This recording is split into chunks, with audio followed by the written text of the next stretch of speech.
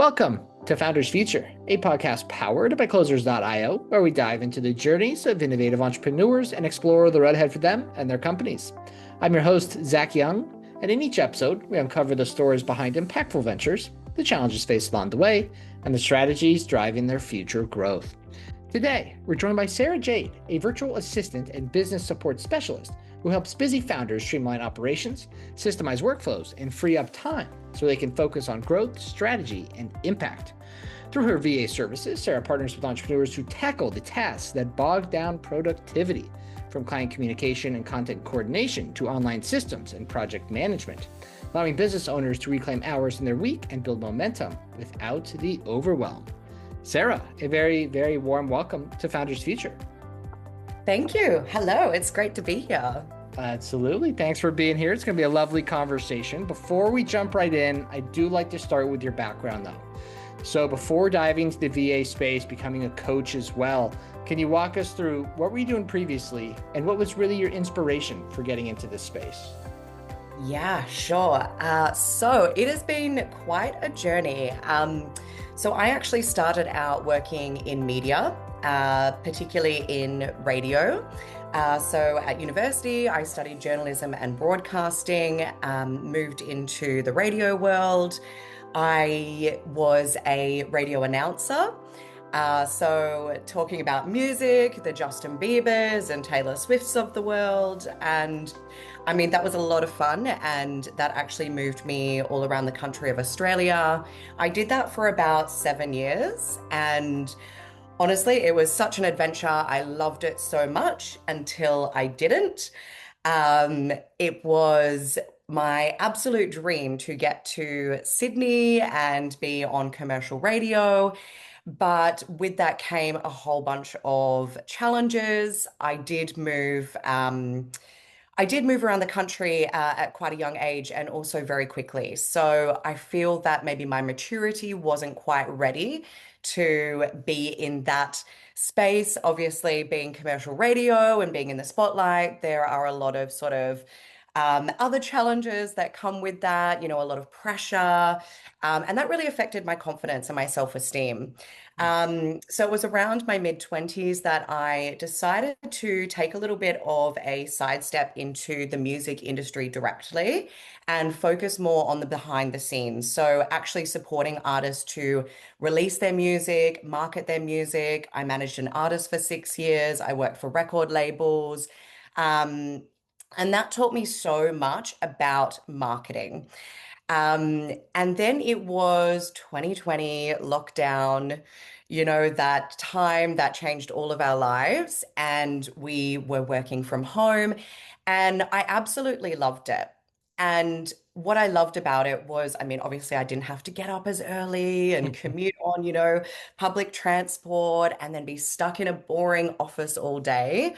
So that for me really highlighted that it is possible to be productive and be able to work from home. And we have all the resources we need, as long as you have a laptop and Wi-Fi, you're pretty much good to go, and I actually found that I was more productive working from home.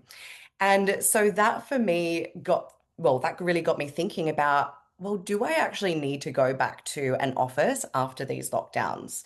And during that time, obviously, I had a lot of extra spare time. So I started studying, I really got into the personal development industry. I studied neuro-linguistic programming. That then led me into hypnotherapy and human design. And I was just absolutely fascinated by it. And all of these ideas started flooding in. And, by the end of this lockdown, I decided I'm just going to give this a go. I'm going to dive into my own online business and see where this takes me. It felt like a risk because it's not something I'd done before. Sure, I had managed an artist on the side of my full-time job, but I hadn't really done business before. So it was a whole new space. But I was excited, and I had this sense of like purpose and passion and motivation again. And so that's exactly what I did. I ended up quitting my full-time job, going all in my business. I spent about a year and a half doing that. And because I was working from home and there was no boss that I had to ask about, taking holidays or anything like that. I was like, and I was seeing all these people in the online space, gallivanting around the world, working from their laptops, being in a different country every week. And, personally, I love to travel. So I was like, that's what I want to do. It just so happened at that time that an old colleague of mine, who I actually worked in the radio industry with, was starting her own coaching business as well. And she heard that I was doing my own thing, and she actually reached out and asked if I could help her with some admin and marketing sides of things. And I didn't realize it at the time, but I was actually, yeah, being a virtual assistant. And so that's how I fell into that space. That also allowed me to do some coaching on the side. And yeah, for me, it was just this whole new world, which was really exciting. And it just felt like there were so many opportunities and possibilities to explore. That is for sure the entrepreneurial world. It's wide open, but at the same time, it can be very scary at times, right? I'm sure when you took that leap, there were some nights where you were like, should I be doing this? But we've all felt that. That is for sure. I want to ask about that original coaching business. Was that more so in the mindset NLP world? Yeah, exactly right. So I actually did do a business program at that time. And so this whole idea of a niche and, branding and that kind of thing was, becoming apparent to me. But it's so interesting because back then, like what I think of niches now compared to what I thought of niches back then is so different, like as a mindset coach and what we see online, it can be really kind of fluffy. And so for me, it was always about purpose.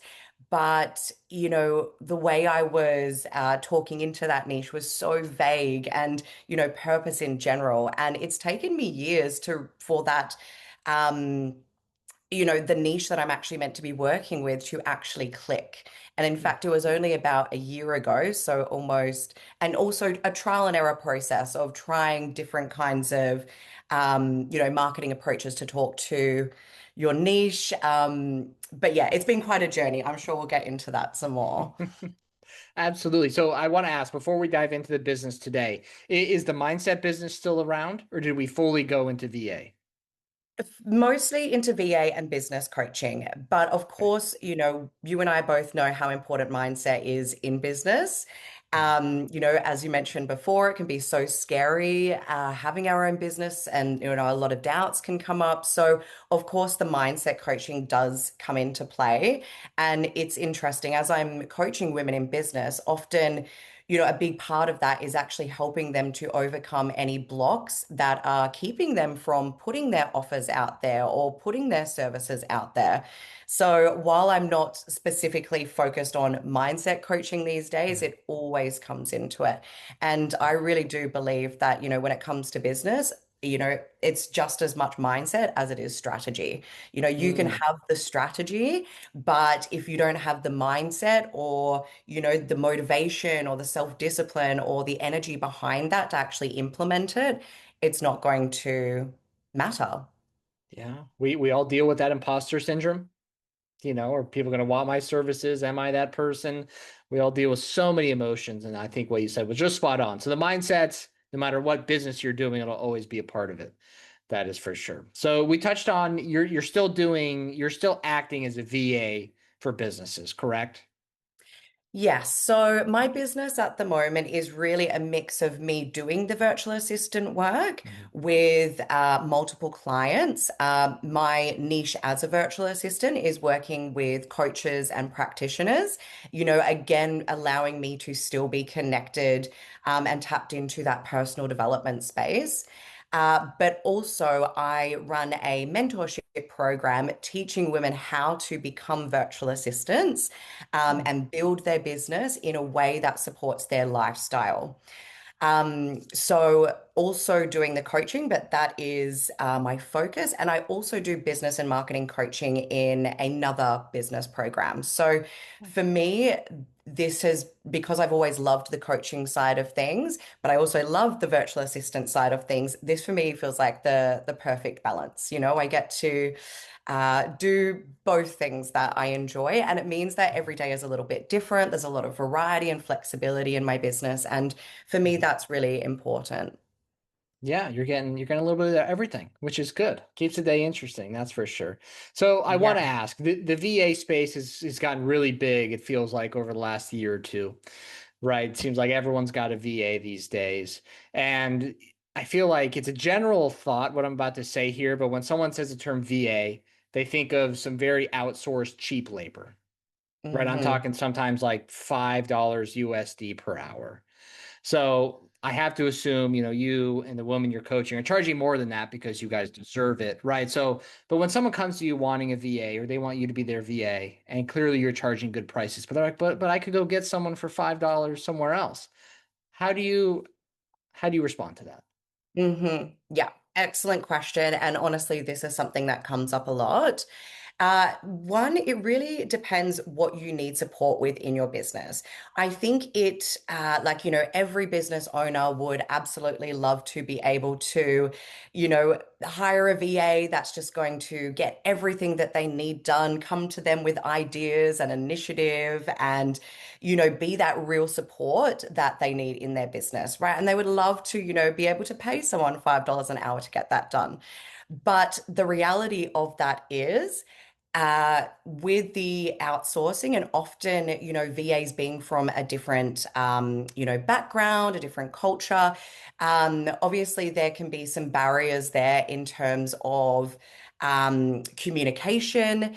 What I have noticed with outsourcing VAs is there is a lot of they're amazing. Honestly, I think if you know exactly what you want as a business owner and you can delegate, then absolutely that could be the way to go. But if you are wanting someone to come into your business who is specialized in, say marketing or back-end systems and processes, often the things that business owners themselves are not experienced in or, don't have the time to actually spend on building those things because, I mean, as a business owner, you want to be focusing on the services that you actually offer in your business.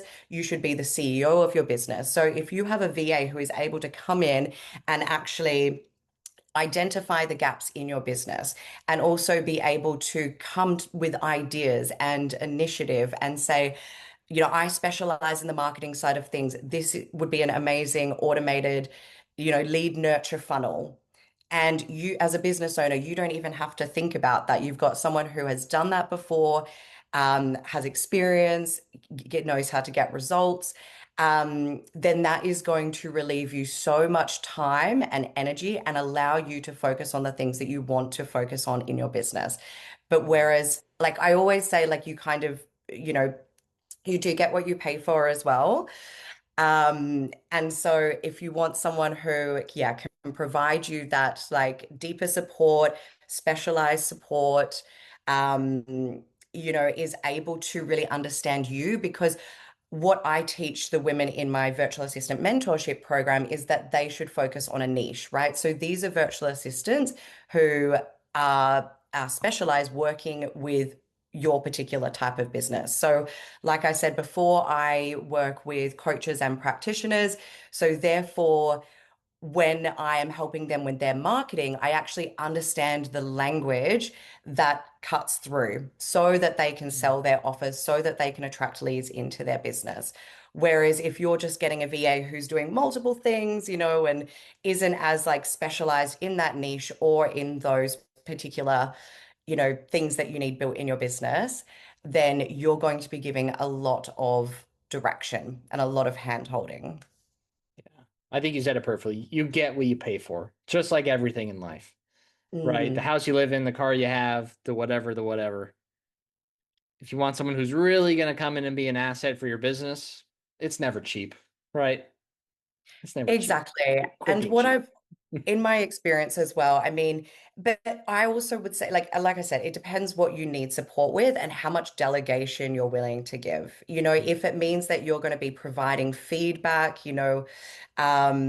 constantly, or like that's going to take up a lot of your time and energy, and it's probably going to become quite frustrating, whereas like if you have a specialized VA who can just come in and know exactly what you need, then just, imagine how liberating that is going to be for you as a business owner.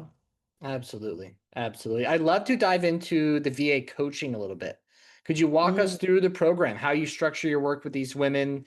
What does working with you in that regard look like? Yeah, absolutely.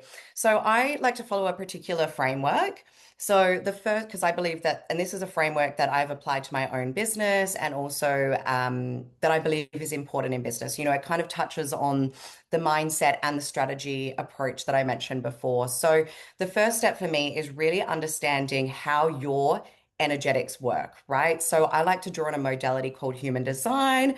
I'm not sure if you're familiar with this, but for me, in my experience, it has been a tool that tells us so much about how our unique energy works because, we are not all programmed the same. And this is a big thing that people struggle with in the corporate space because, the world has been designed for us to all, you know, have these corporate jobs and work a 9 to 5 and do this Monday to Friday and only take 2 to 4 weeks off a year. And that does not feel good. That is not sustainable. And that's why so many of us are burnt out.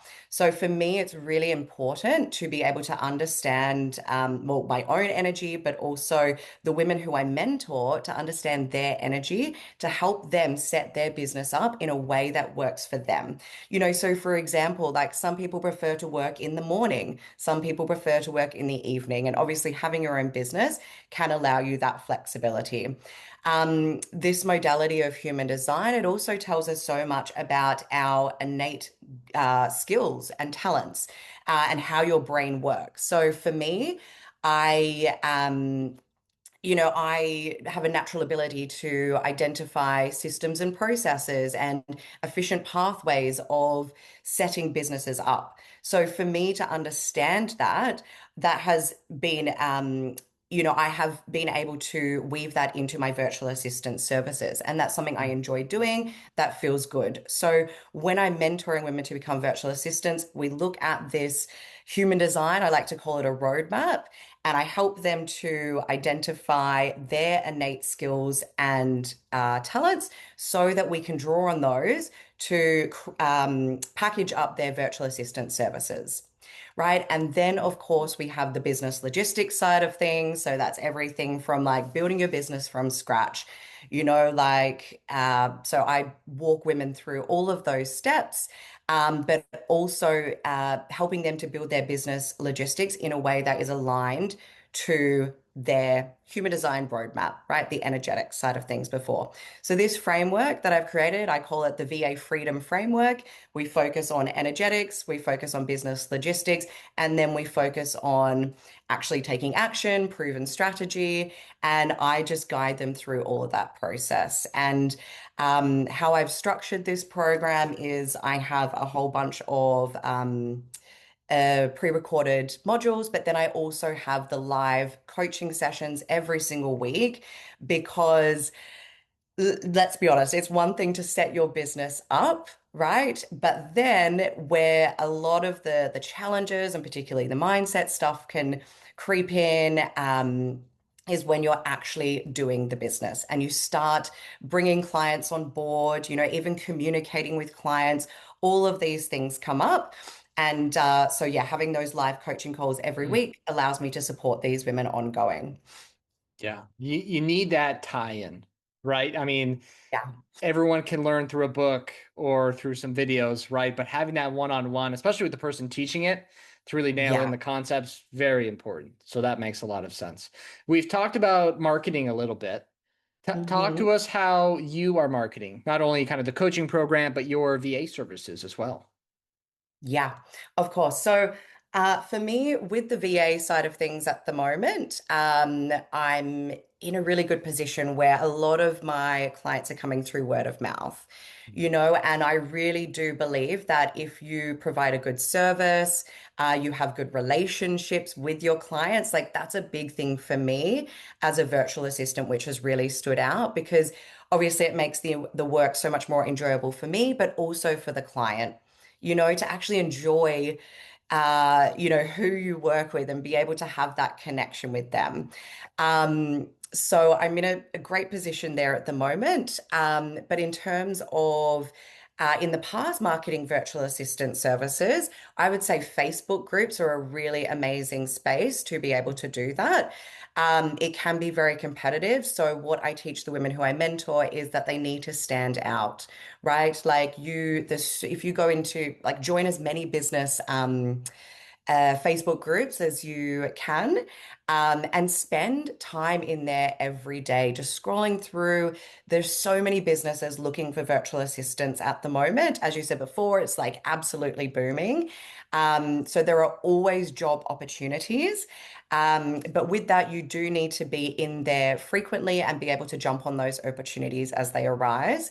But also beyond that is standing out. And so I teach the women in my mentorship program how to create a pitch deck, right? So it could just be, a PDF that really highlights who they are as a virtual assistant, who they work with, what they specialize in, and a bit about their services.